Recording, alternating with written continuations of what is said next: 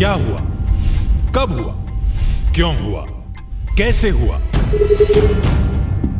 दिन भर आप ऐसी 100 बात सुनते हैं, लेकिन 100 बात की एक बात यह है कि सवाल उछालने से जिम्मेदारी खत्म नहीं होती। जब घड़ी इशारा करे 9 बजे रात का, वक्त 100 बात की एक बात का। किशोर अजवाणी के साथ IBN 7 पर।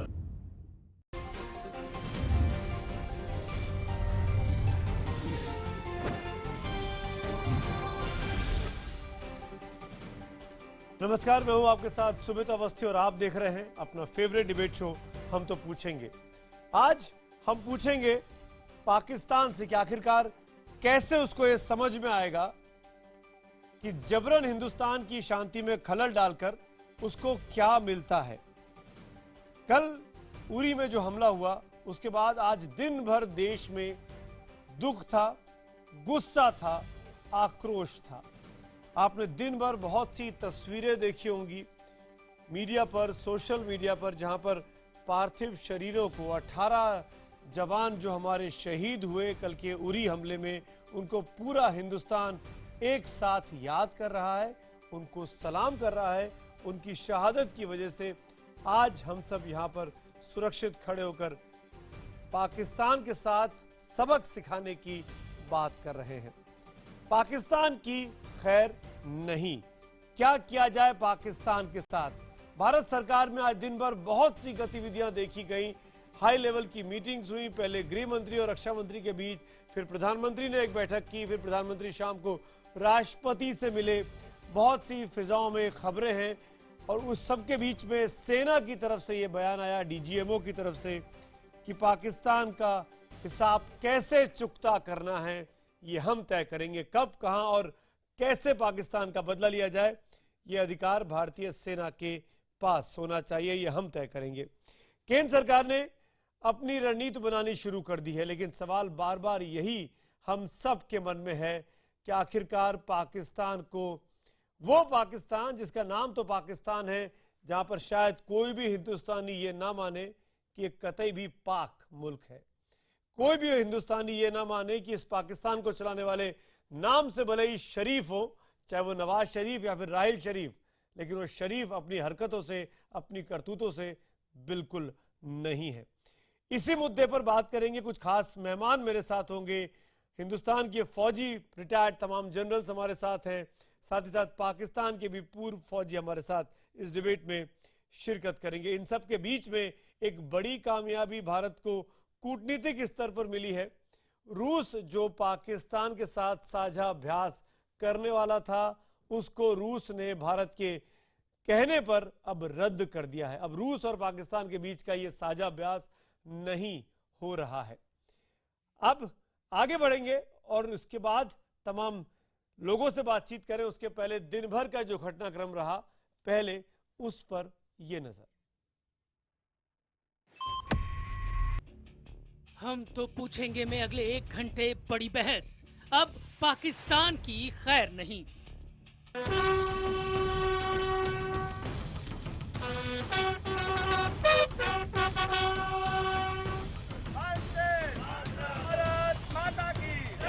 उन लोग हम लोग के देश पर अटैक करते हैं अचानक, वैसे हम लोग को भी करना चाहिए, तभी पाकिस्तान सूझेगा। ईंट का जवाब पत्थर से होने देना चाहिए। जवानों की शहादत को जाया नहीं जाना चाहिए। हमें उनको उनके घर में घुस के मार देनी चाहिए। पाकिस्तान कुत्ते के बारे में क्या कहूँगी, वो तो कमीना है, बार वार करता है। सेना का एक जवान अगर कम से कम 10 आतंकवादी को मारे तब मेरे दिल में तसल्ली पड़े। देश के 18 वीर जवान शहीद हो गए। उरी में 4 कायर चोर की तरह आए, सेना ने उन्हें नर्क में पहुंचा दिया। लेकिन सुन लो पाकिस्तान, शहीदों के बेटे बेटियां, पिता क्या कह रहे हैं। वो तुम्हें आमने सामने की लड़ाई की चुनौती दे रहे हैं। कह रहे हैं चोरों, लुटेरों की तरह कब तक अपने देश के लोगों को भारतीय सेना के हाथों नर्क पहुंचाते रहोगी। ये देश कह रहा है पाकिस्तान तुम मिट जाओगी।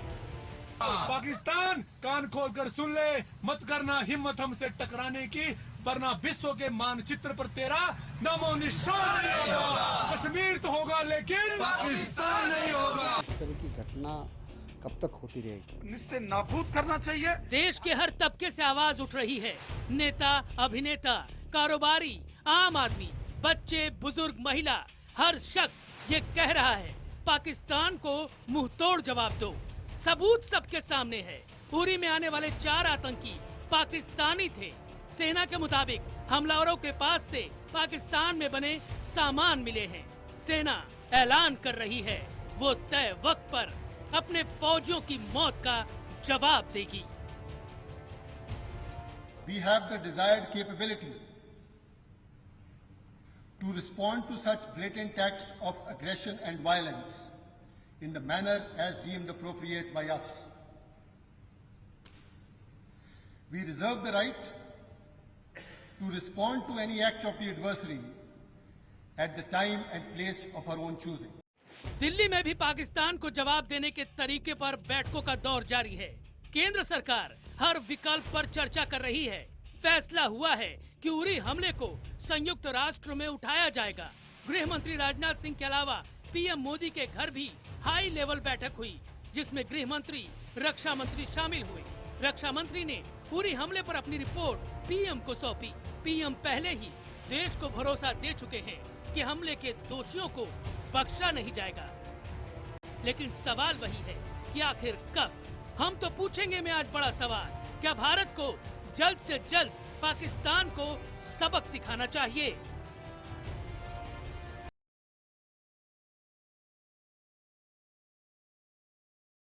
अब हमारा सवाल एक बार फिर सुनिए, क्योंकि आपके एसएमएस के जवाबों का मुझे लगातार इस शो के दौरान इंतजार रहेगा। इंटरैक्टिव शो है, आपकी सुझाव हम लगातार मंगाते हैं शो के दौरान और दिखाते भी रहते हैं। हमारा आज का सवाल है कि क्या भारत को जल्द से जल्द पाकिस्तान को अब सबक सिखाना चाहिए? अगर आपका जवाब हाँ है तो HTP स्पेस देकर वाई लिखिए, नहीं के लिए HTP स्पेस देकर एन लिखिए। अपनी राय 51818 पर आप हमको SMS कर सकते हैं। इसके साथ ही ट्विटर पर #HTP और #अब समझौता नहीं के जरिए भी आप अपनी राय हमको भेज सकते हैं। शो के दौरान आपके सुझावों को हम जरूर शामिल करेंगे। IBN 7 के फेसबुक पेज पर भी आपके सुझावों का हमको लगातार इंतजार रहेगा। जो खास मेहमान इस वक्त मेरे साथ इस डिबेट में शिरकत कर रहे हैं, उनका परिचय कराता हूं। इस डिबेट में केवल एक राजनीतिक चेहरा होंगे, ज्यादातर फौजी हमारे साथ इस डिबेट में जुड़ रहे हैं। हमारे साथ major general retired GD Bakshi साहब इस वक्त जुड़े हुए हैं। मेरे साथ कर्नल अनिल कौल जुड़ रहे हैं। कर्नल उत्कर्ष राठौड़ यहां पर मेरे साथ स्टूडियो में है, और साथ ही साथ कुछ ही देर में पाकिस्तान के भी 2 पूर्व रिटायर्ड फौजी हमारे साथ होंगे, लेफ्टिनेंट कर्नल शफकत सईद और ब्रिगेडियर असद मुनीर साहब। बीजेपी के स्पोक्स पर्सन सुधांशु त्रिवेदी भी इस डिबेट में हमारे साथ हिस्सा लेंगे।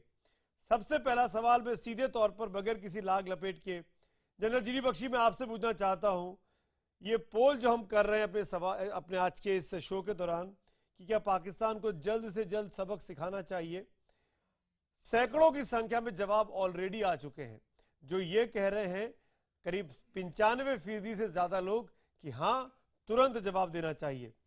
मेरा एक कदम आगे जाके सवाल बहुत सीधा सा है, वो जवाब क्या है?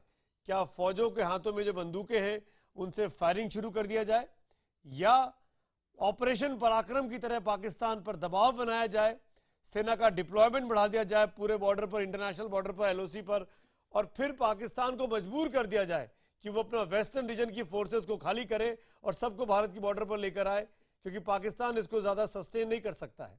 क्या तरीका होना चाहिए जनरल बख्शी?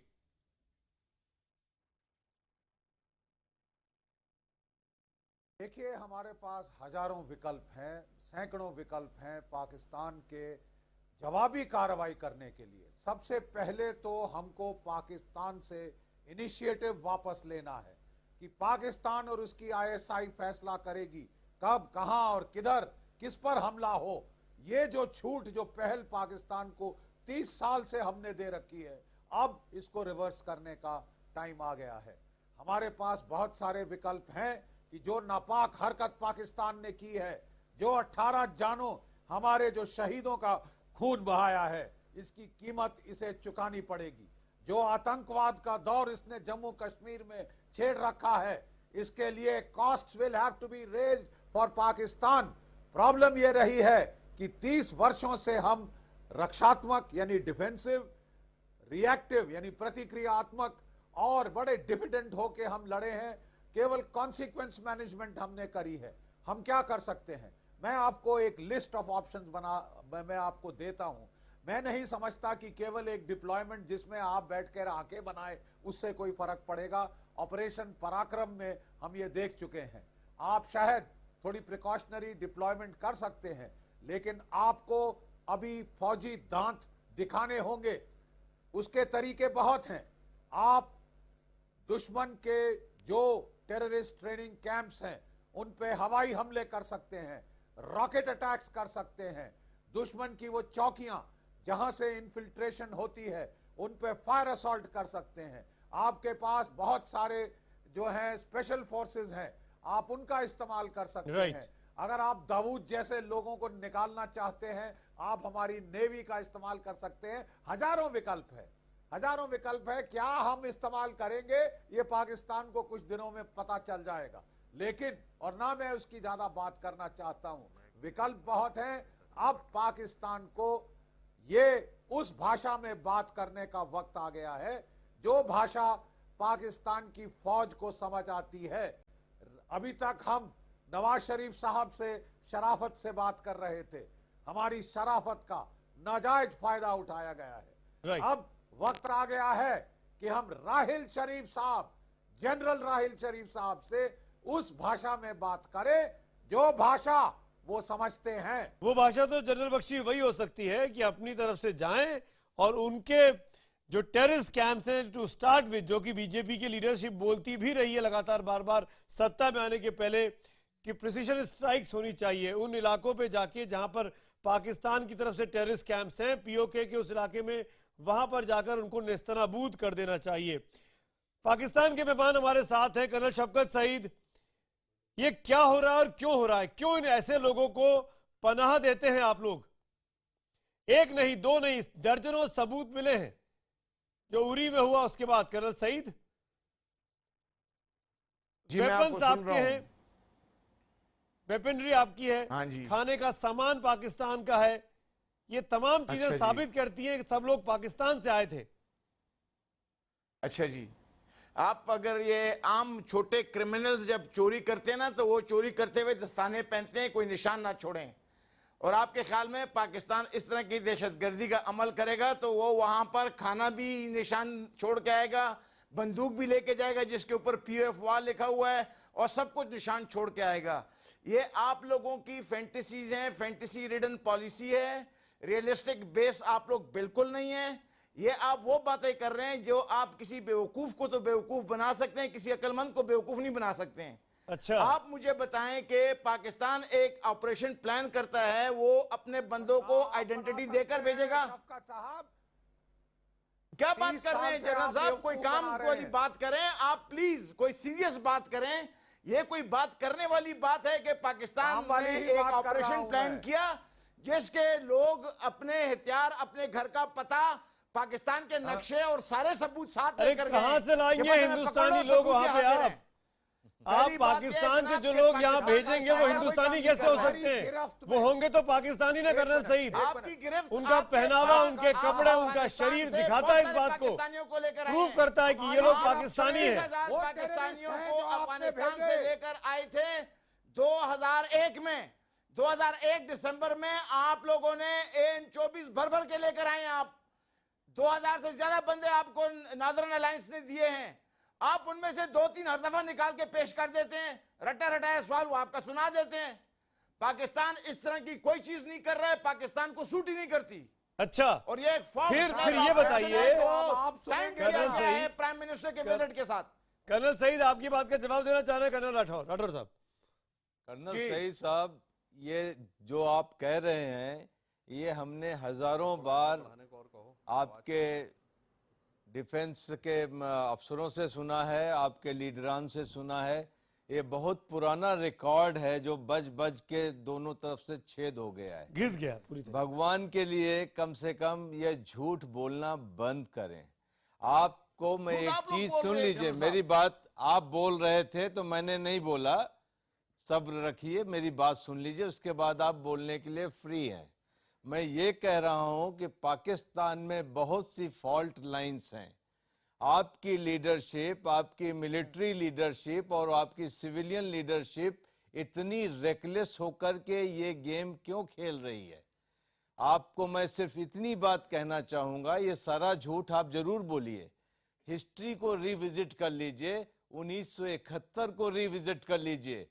अपने मुल्क को टुकड़े टुकड़े करने के लिए क्यों परेशान है? ये लीडरशिप जो इस मुगालते में है कि आपके ऊपर, भारत के ऊपर आपने अपर हैंड या एडवांटेज पोजीशन में है, ये मुगालता आपका खत्म हो जाएगा जिस दिन हमने ये कोशिश जारी की कि आपका टुकड़ा टुकड़ा हो। और इस टुकड़े टुकड़े होने में आपकी गलती होगी। खुद जिम्मेदार हैं आप, खुद जिम्मेदार होंगे आप लोग। अपने फॉल्ट लाइन को पहचानिए, उसके बाद इतनी रेकलेसनेस, इतनी गैर जिम्मेदारी से आप हरकत करें, ये मेरी एडवाइस है। बाकी झूठ आप बोल सकते हैं। आपने जो झूठ सच कहकर बोला है, मैं उसका रद्द-ए-अमल आपको देना चाहता हूं, अगर आप मेरी बात भी उसी तरह सुन रहे जिस तरह मैंने आपकी सुनी थी। बिल्कुल। पाकिस्तान की फॉल्ट लाइंस आपकी नजरों में हैं जो जमीन पर एग्जिस्ट नहीं करती हैं। पाकिस्तान में कोई फॉल्ट लाइन नहीं है। आपने बड़ी मुश्किल से बलूचिस्तान का बीज बोने की कोशिश की जो बुरी तरह फेल हो गया है। फाटा में और बलूचिस्तान में आपकी करोड़ों की इन्वेस्टमेंट डाउन द ड्रेन चली गई है, जिसकी वजह से आप लोग बिल्कुल रेस्टलेस हो गए हैं। और स्पेशली सीपैक के आने के बाद आप लोगों को सुझाई नहीं दे रहे कि क्या करें। मैं कहता हूं कि दुनिया में कोई भी नहीं मानेगा कि prime minister of Pakistan US का विजिट कर रहा है और उस विजिट से 2 दिन पहले वो खुद एक ऑपरेशन कंडक्ट करने का हुक्म देता है जिससे उसके विजिट को नुकसान पहुंचे। ये आप किसी बेवकूफ तरीन आदमी को भी कहें कि जी ये काम इस तरह करें तो बोलेगा नहीं करना है। आप ये पाकिस्तान से किस तरह एक्सपेक्ट करते हैं? Colonel Saeed, colonel Saeed, colonel Saeed, have patience, listen to this now. Colonel Saeed, मैं आ रहा हूं जनरल बख्शी। कर्नल सईद, आप ऐसी बातें कर रहे हैं बेवकूफाना, ऐसी बेवकूफाना बातें कर रहे हैं, सॉरी टू से दिस, लेकिन सवाल कैसे उठता है आपके मन में, कैसे बात आती है कि हिंदुस्तान के लोग अपने ही लोगों पर अपनी ही गोलियों से, अपनी ही बंदूकों से गोलियां चलवा देंगे, 18 लोगों को मरवा लेंगे, अपनी नाक खुद कटवा लेंगे? ये पाकिस्तान ही सोच सकता है? ये शफकत सईद जैसे पाकिस्तानी फौजी सोच सकते हैं जिनके पास लड़ने की हिम्मत नहीं है, जो पीठ पे हमला करना जानते हैं, जो सामने से लड़ने करने में घबराते हैं। 3 बार 3 लड़ाई हार चुके हैं, 3 लड़ाई।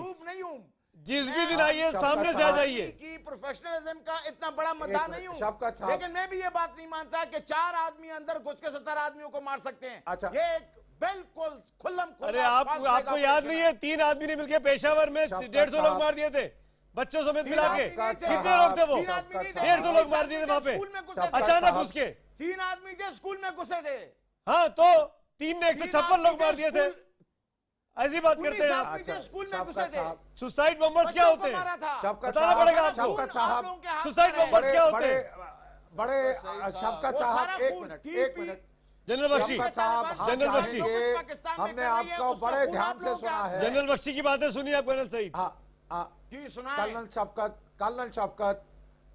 कर्नल शफकत, हमने बड़ी ध्यान से आपकी बात सुनी है और क्योंकि ये बातचीत आगे बढ़ाई जा सके एक प्रोफेशनल मैनर में, मैं आपको चंद एक बातें बताना चाहता हूं। मेहरबानी करके हमारी भी तकरीर सुन लीजिए, इस नाचीज की तकरीर भी सुन लीजिए। देखिए, आपके मुल्क में बड़े अफसोस के साथ कहना पड़ता है कि आपके नवाज शरीफ साहब जो आपके प्राइम मिनिस्टर हैं, अफसोस कि उनकी नहीं चलती। माशाअल्लाह बात यह है कि चलती आपकी फौज की है। तो आप कह रहे हैं कि नवाज शरीफ साहब कैसे हुक्म देंगे? आप बिल्कुल सही फरमा रहे हैं। उन्होंने ये आदेश नहीं दिए, उन्होंने ये हुक्म नहीं दिए कि ये उड़ी के अंदर कार्रवाई हो। ये हुक्म आपके डीजी ISI देते हैं और देते रहे हैं। आप प्लीज उनसे पूछिए। शफकत साहब, आप और मैं, हमारे बाल सफेद हो चुके हैं इसी गुफ्तगू के अंदर, और मैं आपको बता रहा हूं और ये सच इस हकीकत से आपको पूरा इल्म है इस हकीकत का कि नवाज शरीफ साहब कोई ऐसे आदेश, कोई ऐसे हुक्म नहीं पास करते। ये हुक्म आपके फौजी आका पास करते हैं, ये हुक्म आपके डीजी ISI पास करते हैं। हम बिल्कुल सहमत हैं।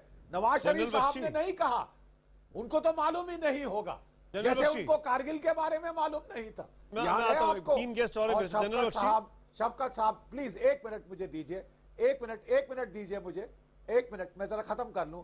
शफकत साहब, हम जानते हैं कि चीन की शह पर आज आपके बाल बांके नहीं समा रहे, आप उचक रहे हैं और लड़ाई की हमको धमकियां दे रहे हैं। शफकत साहब याद रखिए, 1971 में अमेरिका और चीन दोनों आपके साथ थे जब आपके मुल्क के 2 टुकड़े हुए थे। खुदा के वास्ते उस वक्त को याद करें। ना चीन आपको बचा पाया था, ना अमेरिका अच्छे से समझते हैं, हिंदुस्तान का अमेरिका आपको बचा पाया था। कि पाकिस्तान की पॉलिटिकल लीडरशिप में दम नहीं है, उनसे बात करने का कोई फायदा नहीं। इसीलिए इस डिबेट में मैंने पाकिस्तान के दोनों नुमाइंदे, फौजी नुमाइंदे बुलाए हैं ताकि आप ही लोग समझ सकें। असद मुनीर साहब के पास जाऊंगा। ब्रिगेडियर मुनीर मेरे साथ है, पाकिस्तान के एक्सपर्ट हैं, रिटायर्ड ब्रिगेडियर हैं। ब्रिगेडियर मुनीर, क्या आपको मेरी आवाज आ रही है? स्काइप के थ्रू लाइव है मेरे साथ। बिल्कुल क्लियर आ रही है मुझे आवाज। ब्रिगेडियर मुनीर, क्या पाकिस्तान में नवाज शरीफ के साहब की बिल्कुल नहीं चलती है? राहिल शरीफ ही देश को चलाते रहेंगे? देखिए, पहले तो आपके यहाँ पर सीनियर ऑफिसर्स बैठे हुए हैं, मेरा उनसे ये रिक्वेस्ट होगी कि ये इल्जाम तराशी की बजाय हम एक डिबेट करें दलील के साथ, उसमें आप आर्गुमेंट दें और उसका जवाब हम देंगे। अगर इस चीज में पड़ गए तो उसका कोई हल नहीं होगा। आप ये देखें कि सबसे पहले तो आप ये स्टेब्लिश करें, चलो आपने कह दिया कि ये पाकिस्तानी थे या सिपाही सहाबा के थे या जैश के थे, आप ये स्टेब्लिश करें कि क्या इसमें पाकिस्तानी रियासत का हाथ था कि नहीं। मैं आपको बहुत वसूख से कह सकता हूं कि 2001 में जो पार्लियामेंट पे हमला हुआ था उसमें पाकिस्तान की रियासत इन्वॉल्व नहीं थी, उसकी वजह से हमें बहुत नुकसान हुआ है। हम उस वक्त फाटा में एक लड़ाई लड़ने जा रहे थे और वो हमें बॉर्डर पे जाना पड़ा 1.5 साल, और उसकी वजह से ये तालिबान जो है ना वो फैले और उसने हमारे। मेरी बात तो सुने ना, मेरी बात तो सुने ना प्लीज। आप इस बात को कैसे इनकार कर सकते हैं? मैं भी मेरी आप इस बात से कैसे इनकार कर सकते हैं ब्रिगेडियर मुनीर? आप मेरी बात भी सुनिए, मेरी इस बात का जवाब दीजिए। आप ही से पूछ रहा हूं, आप इस बात से कैसे इनकार कर सकते हैं कि हिंदुस्तान ने कसाब को जिंदा पकड़ा, उसके सबूत आपको दिए मुंबई अटैक के बाद? आज की डेट में 5 पाकिस्तानी टेररिस्ट जिंदा हमारे पास हैं। हमने तमाम डॉजियर्स पार्लियामेंट से लेकर आज की तारीख तक पाकिस्तान की तमाम हुक्मरानों को दिए, तमाम हुकूमतों को दिए। आपने एक को भी इंडोर्स नहीं किया, आप सबको खारिज करते रहे। यूनाइटेड नेशंस ने हिंदुस्तान की दलील को मानते हुए इस बात को माना कि हाफिज सईद दुनिया का मोस्ट वांटेड टेररिस्ट है, दाऊद इब्राहिम दुनिया का मोस्ट वांटेड क्रिमिनल है, स्मगलर है। ये तमाम लोग हिंदुस्तान की दलील के बाद पूरी दुनिया इस बात को मानती है, सिवाय पाकिस्तान को छोड़ के। क्यों? मेरी बात तो सुने ना आप। मैं तो ये इनकार नहीं करता हूँ कि मुंबई में पाकिस्तानी नहीं थे, अजमल कसाब पाकिस्तानी नहीं था, या पठानकोट में पाकिस्तानी नहीं थे। आप इसका सिर्फ फर्क समझे कि पाकिस्तानी रियासत का कोई इदारा उसमें शामिल था। हम एक तकरीबन 12 साल से एक जंग लड़ रहे हैं जिसमें वो हमें मार रहे हैं, यही जिहादी। हमारे 60,000 लोग इन्होंने मारे हुए हैं। अगर ये हमारे कंट्रोल में होते या हम इनके ऊपर जो है ना असर वसूख रखते, असद मुनीर साहब, सॉरी टू से अगेन नहीं असद मुनीर साहब, आपकी बातें हम हिंदुस्तानियों के गले नहीं उतरती हैं। उसकी वजह यह है हाफिज सईद खुलेआम घूमता है। सैयद सलाउद्दीन जब राजनाथ सिंह पहुंचते हैं इस्लामाबाद एयरपोर्ट से 2 किलोमीटर की दूरी पर भाषण देता है। हिंदुस्तान के मोस्ट वांटेड टेररिस्ट आपके यहाँ खुलेआम घूमते हैं, आपकी सरकार, आपकी हुकूमत कुछ नहीं करती। कर्नल कॉल, क्या इस बात को माना जाए जो बात असद मुनीर साहब कह रहे हैं कि पाकिस्तान की फौज का इसमें कोई हाथ नहीं है, पाकिस्तान की हुकूमत का? Colonel call. सुमित, अगर हम 1 मिनट के लिए सोचें, जो अभी वक्तव्य शौकत साहब ने बोला है और मुनीर साहब ने बोला है कि इसमें स्टेट एक्टर्स का कोई रोल नहीं है और ये आउट ऑफ कंट्रोल लोग घूम पा रहे हैं, ठीक है, मान लिया आपके कंट्रोल में कुछ नहीं है, आप इनके ऊपर हावी नहीं हो सकते हैं, आप निकम्मे हैं, आपकी फौज निकम्मी है, आप इनको पकड़ नहीं सकते। लेकिन मेरा इसमें एक ही प्रतिक्रिया है कि ये जो इनके कैंप हैं, जो 40 या 45 कैंप है पीओके के अंदर, उसके बारे में तो आपको मालूम है, उसकी फंडिंग आप कर रहे हैं, उसका मॉरल सपोर्ट आप दे रहे हैं, उसके आप सारा कुछ कर रहे हैं। अरे उसको तो बंद कर। अगर आपको इतना अगर आप सीरियस हैं कि आपके ऊपर भी अटैक हो रहा है और आपके ऊपर जिहादियों ने आपके ऊपर भी अटैक किया है, तो आप क्यों नहीं उनके ऊपर हावी होते हैं?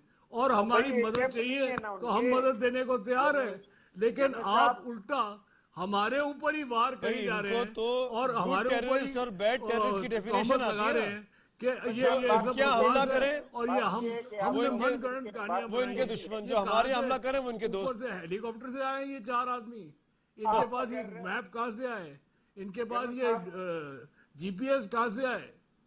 सुधांशु त्रिवेदी, अजीब बात है कि सुधांशु त्रिवेदी, जितने भी यहाँ बैठे हुए एक पॉलिटिकल गेस्ट मेरे साथ है, रूलिंग पार्टी के स्पोक्सपर्सन है सुधांशु त्रिवेदी। पाकिस्तान मैं आ रहा हूँ, पाकिस्तान के तमाम मेहमान, आप आज से नहीं सुधांशु, आप अतीत में कितने भी जगहों पर उनके कॉलम्स पढ़ लीजिए, हिंदुस्तान के अखबारों में छपते हैं, मैगजीन छपते हैं, वो कभी इस बात को नहीं मानते कि ये कहीं भी स्टेट का हाथ है इसमें। कितने सबूत और दिए जाएं? क्या नवाज शरीफ साहब के हाथ में बंदूक पकड़ के फोटो खिंचवाई जाए तब इनको समझ में आएगा क्या हो रहा है? ये ना सुधांशु त्रिवेदी, कैसे समझ में आएगा पाकिस्तान को? देखिए सुमित जी ये पाकिस्तान की तरफ से जो ब्रिगेडियर असद मुनीर साहब और शफकत सईद साहब ने जो कहा है उसमें 2 बातें आई। एक तरफ वो कह रहे हैं कि साहब ये कैसे प्रूव हो कि पाकिस्तान की रियासत इसमें इन्वॉल्व है, दूसरी तरफ वो कह रहे हैं कि कौन ऐसा बेवकूफ होगा जो इस समय काम करे। मैं आप ही की बात से जो लॉजिक लेकर कहता हूं, अगर ये हकीकत है कि पाकिस्तान की सरजमी से वो लोग पैदा हो रहे हैं जो आगे बढ़कर हिंदुस्तान में उड़ी में अटैक कर रहे हैं, पठानकोट के एयरबेस पे अटैक कर रहे हैं, आप कह रहे हैं कि वो आपकी रियासत इन्वॉल्व नहीं है, ठीक है। 26/11 का मुंबई का हमला कर रहे हैं, इन्वॉल्व नहीं है। ढाका में जाकर अटैक कर रहे हैं बांग्लादेश का, आप कह रहे हैं आपकी रियासत इन्वॉल्व नहीं है। अफगानिस्तान में जाके मजारा शियाओं को मार रहे हैं, आप कह रहे हैं आपकी रियासत इन्वॉल्व नहीं है। और इतना ही नहीं है जनाब, अभी चाइना में G20 का समिट हुआ, वो चाइना जो आपका सबसे बड़ा हमसाया और दोस्त है, उसने हांजू में क्या कहा, ये उसने एक अनडिक्लेयर्ड इंस्ट्रक्शन दिया वहां के होटल्स को कि 5 कंट्रीज, कौन? पाकिस्तान, अफगानिस्तान, सीरिया, इराक और टर्की के लोगों को 1 हफ्ते पहले से कोई होटल में स्पेस न दी जाए। तो ये हालात अगर आपके हो गए हैं और आप ये कह रहे हैं कि साहब वो तो अंदर के कोई इदारे हैं, अगर वो इतने खुद मुख्तार हो गए हैं तो मेरा मानना है अब आप इस बात का एहतराम कर लीजिए कि आप एक नाकाम स्टेट हो गए हैं। तो आप बिल्कुल अफगानिस्तान के नक्शे कदम पे चल पड़े हैं, तो आप नाटो की फोर्सेस को बुलाइए, किसी और फोर्सेस को बुलाइए, हम भी आपकी मदद करने को तैयार हैं। फोर्सेस को बुलाइए और उन लोगों से हम आपको भी निजात दिलाएंगे और दुनिया को भी निजात दिलाएंगे। कर्नल शफकत सही जवाब दीजिए। तो आपको माननी पड़ेगी। नाकाम मुल्क है, बिन लादेन तक आपके यहाँ है और आप कह रहे हैं नॉन स्टेट एक्टर हैं। तो अगर नॉन स्टेट एक्टर इतने ताकतवर हो गए तो कुछ इलाज करने के लिए दूसरों की मदद लीजिए, अगर हम आपकी बात ही मान लें। कर्नल साहब कह रहे थे कि ये दहशतगर्द अगर पाकिस्तान से नहीं आए तो हेलीकॉप्टर में आए हैं, तो मैं इनसे पूछता हूं कि ये चलो हम, उन्होंने कहा कि आपकी फौज ने कमी है, हम नहीं कंट्रोल कर सकते, ये मुझे बता दें कि इनकी फौज कितनी बहादुर और तगड़ी है कि उसके बॉर्डर पे मौजूद होते हुए, ऑब्स्टिकल सिस्टम के मौजूद होते हुए, एनवीडीज और यूएवीज और सेंसर्स होने के बावजूद ये 4 आदमी किस तरह गए। और आप देखें एक बटालियन में 4 बंदों का घुसकर इस तरीके से मौत का नाचना ये मुमकिन नहीं है, ये मुमकिन नहीं है। मैं नहीं मानता, कोई भी नहीं मानेगा, कोई फौजी नहीं मानेगा। 4 आदमी कितने हथियार उठाते होंगे, वो 4 क्लाशनकोफे उठाते होंगे या 12 उठाते होंगे, जो उन्होंने एक पूरी बटालियन के पोजीशन के अंदर घुस के फ्यूल उड़ा दिया, लोगों को मार दिया और 10-12 घंटे तो हम वो कह रहे हैं फायर एक्सचेंज करते रहे। ये जो सपोर्ट है, ये जो असिस्टेंस है, ये आपकी आर्मी दे रही है उन लोगों को, देखें ये हेल्प उनको दे रही है, यही आपकी आर्मी कर रही है। आपका picture is incomplete. Colonel Shafqat Saeed, missing links. Colonel साहब, आपने एक और बात की थी नवाज शरीफ के बारे में और शाहिद शरीफ के बारे में। आपने इसका जवाब नहीं दिया कि नॉन स्टेट एक्टर पावरफुल हैं। अब रही बात इसकी कि वो 4 लोग कैसे मान सकते हैं, तो हमारी तरफ से जो भारतीय सेना के लोग बैठे वो जवाब देंगे। सही साहब, क्यों सेना के लोग जवाब देंगे? आपकी सेना क्या कर रही है, प्लीज उनसे पूछें। कर्नल राठौर बताएंगे। सुनिए हमारी सेना क्या कर रही है। होने देती है। कर्नल सईद, सुनिए हमारी सेना क्या कर रही है। आपको अपनी सेना का तो पता नहीं है। आपने इजराइल से आपकी आर्मी क्या कर रही है आपको तो पता नहीं है। सही साहब, सुनिए। सही साहब, आपने बहुत वाजिब बात कही है। में किस तरह घुस गए लोग? सही साहब, आपने बहुत वाजिब बात कही है। मुझे 2 बातें कह लेने दीजिए। आपने बोला भारतीय सेना क्या कर रही है। 2016 में 160 घुसपैठिए मारे हैं हमने। ये आज दिन खराब था, इनको सक्सेस मिल गई, तो ये हमेशा नहीं होगा। नंबर 1। नंबर 2, आपको आश्चर्य हो रहा है कि 4 आदमियों ने इतना बड़ा नुकसान कर दिया। लाल मस्जिद में क्या हुआ था? आपके एसएसजी को नाकों चने चबवा दिए थे। लाल मस्जिद में 200 बंदे थे और उनके पास हजारों एमुनेशन था। लाल मस्जिद में कितने दिन चला था? लाल मस्जिद में परवेज मुशर्रफ मैन पैक आए हैं ये बंदे। मेरी बात सुन लीजिए, मेरी बात सुन लीजिए। मैन पैक बंदे गए थे, दरिया में से गुजर के गए थे। मेरी बात सुन लीजिए। लाल मस्जिद के ऑपरेशन में उस समय के प्रेसिडेंट खुद मॉनिटर कर रहे थे और 7 दिन तक आपसे नहीं ऑपरेशन खत्म हुआ। तो ये आपको बताने की जरूरत नहीं है कि ये एसिमेट्रिक वार जो होता है उसमें किसी का भी नुकसान हो सकता है। जी हाँ, तो आपको बात समझ में आ गई। ये 4 मैन पैक आदमी किस तरह आके कि बटालियन में इतना बड़ा नुकसान कर सकते हैं? वही नुकसान तो मैं भी आपसे पूछ रहा हूँ। यही नुकसान आपसे पूछ बख्शी साहब बोलना चाह रहे। बख्शी साहब, एक चर्च में एक हमलावर घुसता है और 90 आदमी मारता है। कर्नल शफकत सईद, अच्छा एक मिनट। कर्नल शफकत सईद, मैं आपको 2-3 अपने टैक्टिकल पॉइंट्स रेज किए हैं। मैं आपको क्लैरिफाई कर दूं। एक मिनट। नंबर एक वो बटालियन नहीं थी, वो एक रियर का लॉजिस्टिक एशेलॉन था। वहां पे डीजल के जलने से ज्यादा नुकसान हुआ है, ना कि आपकी फायरिंग से। तो ज्यादा आप अपने आप को आपकी पीठ ना थपकाएं। पेशावर में क्या हुआ था, कितने आदमी घुसे थे आपके एयरबेस में, और आपके जो नेवल एयरबेस में हुआ था जहां आपके अटलांटिक एयरक्राफ्ट गए थे, वहां कितने बंदे घुसे थे और कितना नुकसान आपका हुआ था। तो ये कभी कभी किस्मत चल जाती है आपकी। वो आप बिल्कुल फिक्र ना करें। आप बिल्कुल फिक्र ना करें। काउंटर हम जानते हैं ये कहां से लोग आए थे। Don't insult our intelligence. Please. Colonel Shafqat Saeed, please. Not insulting. Don't insult our intelligence कि ये लोग कहां से आए थे। Grave missing links. जना साहब एक और चीज सुन लीजिए प्लीज। उड़ी के ऊपर काफिर खान रेंज है, ग्रेव मिसिंग लिंक्स, कौन सा मिसिंग लिंक? और एक साइड पे You have just gotten lucky in one operation. It's not the last operation. Udi is in the cup. It's not the last word. Udi is in the cup. हमेशा आपने शुरू किया है, हमने खत्म किया है।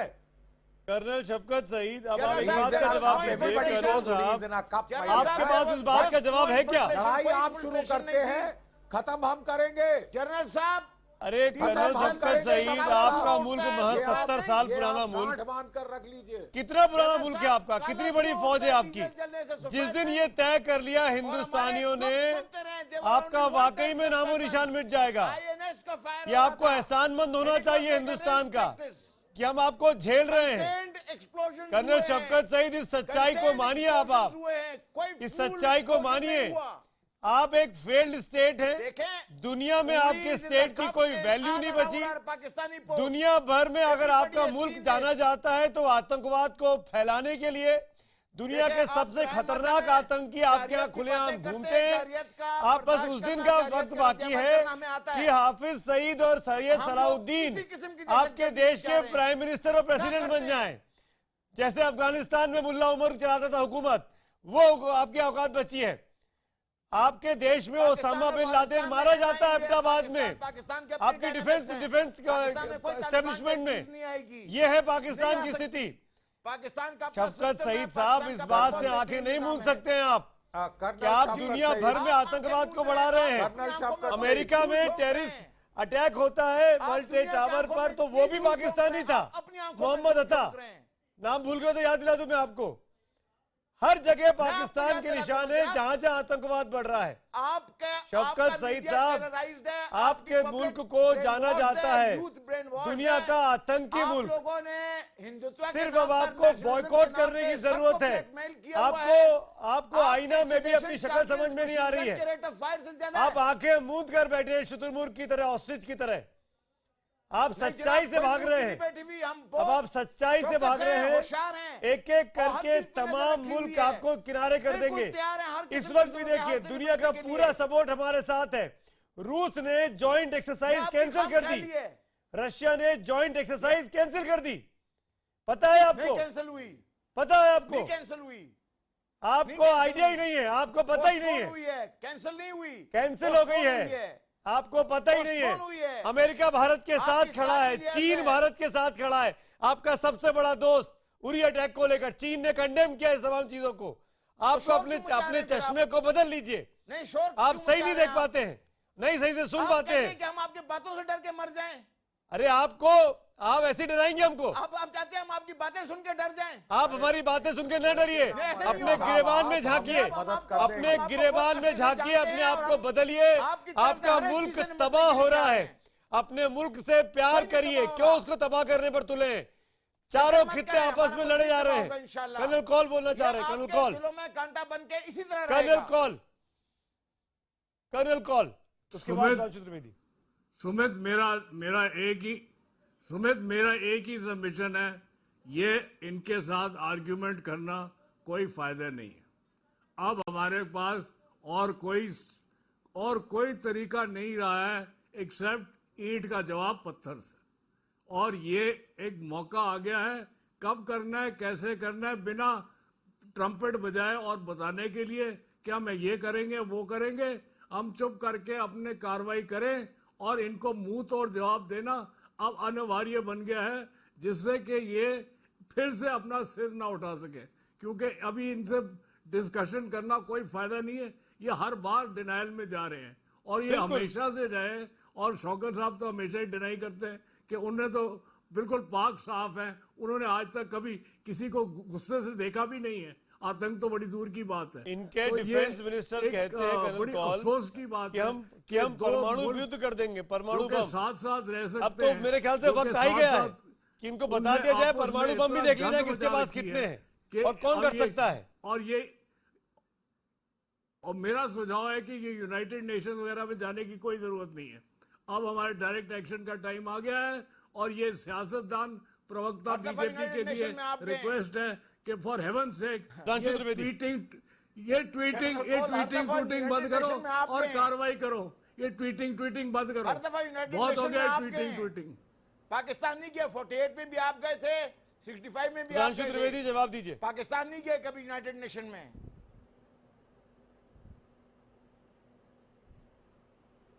जवाब दीजिए। हमारी गलती है, किसी भी चीज पे हमें पाकिस्तान से डील करने के दो प्रकार की स्ट्रेटजी रखनी होगी, एक डिप्लोमेटिक और एक स्ट्रेटजिक। जी सुधांशु जी बोलिए ना। देखिए, हम ये कहना चाहते हैं कि डिप्लोमेटिक और स्ट्रेटजिक दो एस्पेक्ट के ऊपर हमको पाकिस्तान से डील करना है। अब आप देखिए, डिप्लोमेटिक में हम काम जो पहले कर चुके हैं, हमने हमारी सरकार ने आने के बाद डिफेंसिव डिप्लोमेसी को छोड़ा और एक असर्टिव ऑब्जेक्टिव डिप्लोमेसी में आगे बढ़े। और उसी की वजह है कि आज कुछ हद तक चीन को छोड़कर कोई मुल्क पाकिस्तान के साथ नहीं खड़ा। अमेरिका जब तब आपको डांटता है, सऊदी अरब और यूनाइटेड अरब अमीरात जैसे देश भी आतंकवाद के इशू पर आपके साथ नहीं खड़े। बलूचिस्तान का मुद्दा भी खड़ा हो गया तो डिप्लोमेटिक एस्पेक्ट के ऊपर पाकिस्तान अंदर से लेकर बाहर तक बिल्कुल अलग थलग हो गया है। अब इस हरकत के बाद स्ट्रेटजिक एस्पेक्ट पर भी ये हमारी सरकार अपनी पुराने जमाने की वो स्टाइल को छोड़कर जो जमाने से हिंदुस्तान में चलता चला आया है, अब हम एक इफेक्टिव और असर्टिव स्ट्रेटजिक एस्पेक्ट के ऊपर भी आप कार्रवाई करेंगे। कब कैसे क्या होगा यह सरकार तय करेगी। मैं जनरल शफकत सईद से एक बात कहना चाहता हूं, आप कभी कभी कहने लगते हैं कि साहब हम ये नहीं कर रहे हैं, हम वो नहीं कर रहे हैं। कभी आपको इस बात का गौर नहीं होता है कि अगर अमेरिका में जाइए, किसी कंपनी में कोई बड़ा सॉफ्टवेयर इंजीनियर या सीईओ हो जाए या कोई मैथमेटिक्स का कंपटीशन कोई जीते तो लोग कहते हैं जरूर कोई ना कोई हिंदुस्तानी होगा। और अगर अमेरिका में कोई टेररिस्ट वारदात हो जाए तो लोग कहते हैं जरूर कोई ना कोई पाकिस्तानी इन्वॉल्व होगा। इतना भारी अंतर आपके इंटरप्रिटेशन को लेकर और हमारे इंटरप्रिटेशन में, यानी भारत की इमेज और पाकिस्तान की इमेज में इंटरनेशनल लेवल पे है, उसके बाद भी आपको नहीं समझ में आ रहा है तो आप क्या कहा जा सकता है? आप अपने मुल्क का मुस्तकबिल खुद तय करिए कि आप कहां पहुंच रहे हैं। जहां तक हमारी गवर्नमेंट की बात है, हिंदुस्तान की बात है, हिंदुस्तान की आर्मी और वर्तमान की पॉलिटिकल लीडरशिप दोनों इफेक्टिव डिसीजन लेने में पूरी तरीके से सक्षम हैं। मगर आज ये लड़ाई भारत पाकिस्तान की नहीं है, पाकिस्तान के अपने वजूद और पहचान की है। जनरल साहब इसको समझाइए, इसको समझने की कोशिश करिए। हिंदुस्तान पूरी तरह सक्षम है, मगर आपकी इंटरनेशनल इमेज और आपका बेसिक वजूद आज बलूचिस्तान, सिंध, कश्मीर और आपके फाटा, ये तस्वीरें हम आपको इस वक्त दिखाएंगे। और बाहर देखिए तो ना सऊदी अरब साथ में, चीन साथ में, ना अमेरिका साथ में। मैं अपडेट कर दूं, कर्नल शफकत सईद जो बैठ के मुस्कुरा रहे हैं, उनको उनके लिए जानना बहुत जरूरी है। उनकी मुस्कुराहट लगभग वैसी ही है जैसे हमारे यहाँ मुहावरा है ना, खिसियानी बिल्ली खंबा नोचे, वैसी स्थिति उनकी दिखाई दे रही। जवाब नहीं आपकी बात का है, कहाँ मैथमेटिशियंस और कहाँ टेररिस्ट। आपका जब मैं आपको एक तस्वीर दिखाना चाहूंगा। अमेरिका में सरताज अजीज साहब हैं, आपके फॉरेन मिनिस्ट्री के एडवाइजर। उनसे एक सवाल पूछ लिया रिपोर्टर ने कि उरी अटैक में पाकिस्तान का इन्वॉल्वमेंट है, तो सरताज अजीज साहब आपाक हो गए। वो रिपोर्टर को धक्के देके भगाने लगे, वहां से कैमरा बंद कराने लगे। सच्चाई सुनने तक की आदत नहीं बची है अब आपके अंदर। शफकत सईद साहब, आपको पता है सरदार अजीज साहब की उम्र क्या है जो आप कह रहे हैं कि वो ये कर सब कुछ करने लगे? वो बड़े तामुल मिजाज आदमी हैं। वही मैं कह रहा हूँ, उनकी उम्र साथ नहीं देगी कैमरा नोश। सच्चाई कड़वी होती है। जब उनको सच्चाई बताई गई तो उन्होंने आपा खो दिया। आपा तो कोई भी खो सकता है। आप ग्राउंड रियलिटी से अपनी आंखें बंद किए हुए हैं।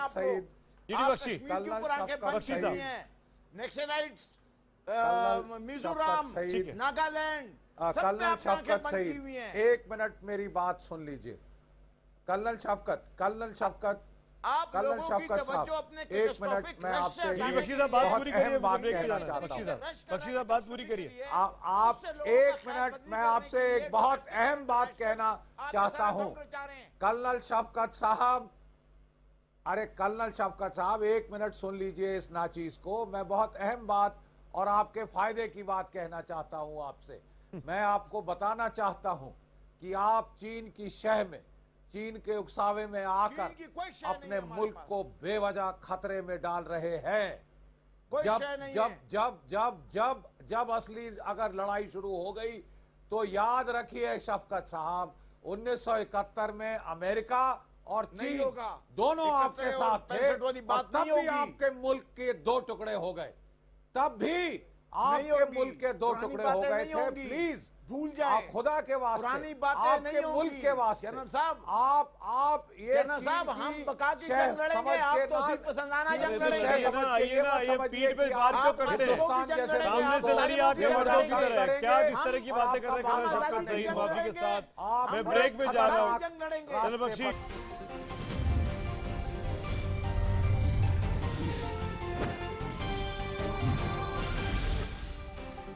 आखिरी सेगमेंट में कर्नल राठौर मेरे साथ। राठौर साहब, पाकिस्तान का जवाब देने में क्या पॉलिटिकल लीडरशिप को कमी रही है? क्यों हम लोग 70 सालों में भी पाकिस्तान को सबक नहीं सिखा पाए? देखिए, पाकिस्तान से डील करने में हमारी एक नीतिगत कमी रही है। आज तक हम पाकिस्तान को ये नहीं बता पाए कि हमारी सब्र की सीमा क्या है, हमारी लक्ष्मण रेखा क्या है। पाकिस्तान बड़े से बड़ा गुनाह करके हमारे सामने से निकल गया और उसके बाद भी हम उसको शांति का दूत, शांति की चिट्ठियां भेजते हैं। ये बंद होना चाहिए। जब तक कि हम पाकिस्तान को ये नहीं बताएंगे कि इसकी हरकतों की कीमत बहुत भारी चुकानी पड़ेगी, पाकिस्तान इससे बाज नहीं आ सकता। पाकिस्तान का चाल और चरित्र सबको पता है। आप इसको एस्केलेट कर दीजिए, देखिए पाकिस्तान सुधर जाएगा। एस्केलेट कर दीजिए। जब दर्शकों की क्या राय है उसका वक्त हो गया है। कर्नल राठौर की राय के बाद हम दिखाना चाहेंगे दर्शक क्या कह रहे हैं। मेरा सवाल भी आज का यही जो हमने आपसे पूछा था अपने इस इंटरैक्टिव शो में कि क्या भारत को जल्द से जल्द पाकिस्तान को सबक सिखाना चाहिए। हजारों की संख्या में एसएमएस आए हैं। 100% पहली बार ये नतीजा है IBN 7 के पास। एक तरफा पोल 100% दर्शक ये कहते हैं कि शो को देखने वाले की पाकिस्तान को सबक जल्द सिखाना चाहिए। ट्विटर के नतीजे 95% कहते हैं कि जल्द से जल्द तुरंत सबक सिखाने का वक्त पाकिस्तान को अब आ पड़ा है। इसी नोट पर आज हम तो पूछेंगे में इतना ही।